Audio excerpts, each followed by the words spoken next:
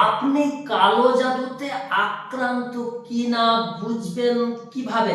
অনেকেই আমার কাছে এসএমএস এবং কমেন্টের মধ্যে জানতে চেয়েছেন যে আমরা কালো জাদুতে আক্রান্ত কিনা এটা বুঝবো কেমনে, বুঝবো কিভাবে? এই জন্যই আমার এই ভিডিওটি বানানো। আজ আপনাদেরকে এই ভিডিওটির মধ্য দিয়ে এমন 10টা সংকেতের কথা, 10টা লক্ষণের কথা বলে দেব, যেগুলো আপনার মধ্যে যদি ফুটে ওঠে আপনি বুঝে নেবেন যে আপনার মধ্যে কালো জাদুর আসর রয়েছে। সেই লক্ষণগুলো কি কি সেগুলোই একটা একটা করে বলে দেব ইনশাআল্লাহ। মনোযোগ সহকারে দেখতে থাকুন ভিডিওটি। শেষে আপনাদেরকে এটাও বলে দেব যে এই জাদু থেকে বাঁচার উপায়টা কি। চলুন এখন মূল লক্ষণগুলোর দিকে এগিয়ে যাই। আমি হারুন রশিদ, আপনারা দেখছেন হানাফি কেল্লা মিডিয়া। নাম্বার 1, রোগীর অতিরিক্ত দুশ্চিন্তা এবং অনিদ্রা তার মধ্যে দেখা দেবে।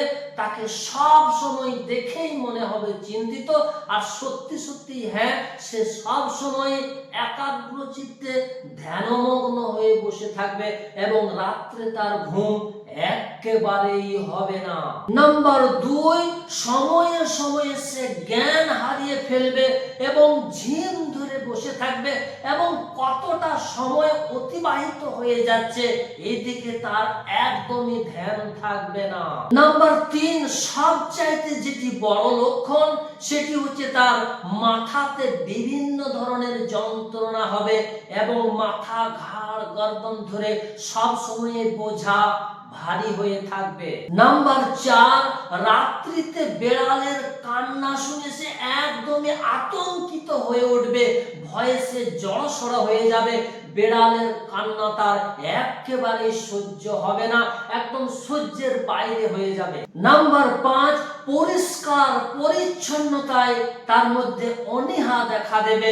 সে একদমই গোসল করতে চাইবে না, বিনা গোসলে থাকতে তাকে খুবই ভালো লাগবে। নাম্বার 6, এটিও কিন্তু একটা বড় লক্ষণ, মৃত্যুর খেয়াল তাকে এমন ভাবে ঘিরে ধরবে, সে সব সময় ভাববে বোধহয় আমি মরে যাব, আমি মরে যাব।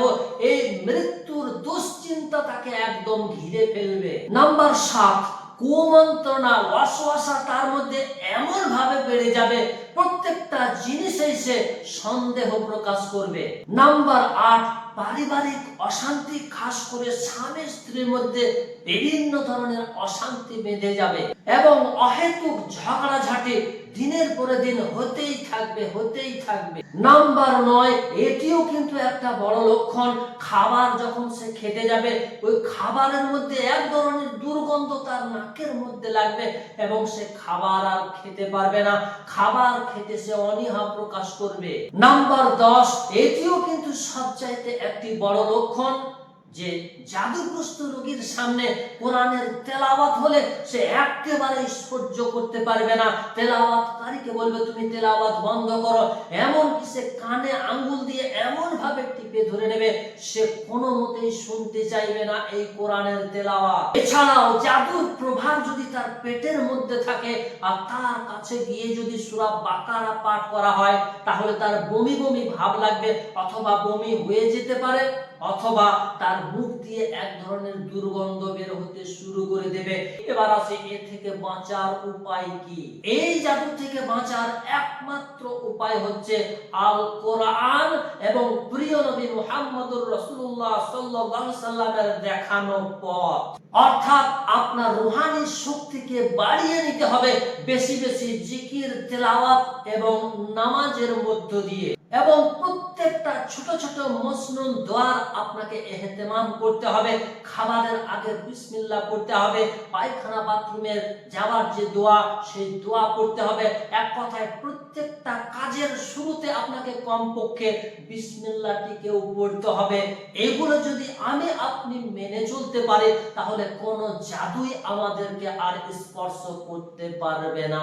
এই 10টি লক্ষণ যদি কারোর মধ্যে মিলে যায়, দুই একটা লক্ষণ দিয়ে কিন্তু বিচার করতে যাবেন না, বেশ কতগুলো লক্ষণ যদি তার মধ্যে মিলে যায় আপনি বুঝে নেবেন ব্যক্তিটা জাদুগ্রস্ত রোগী।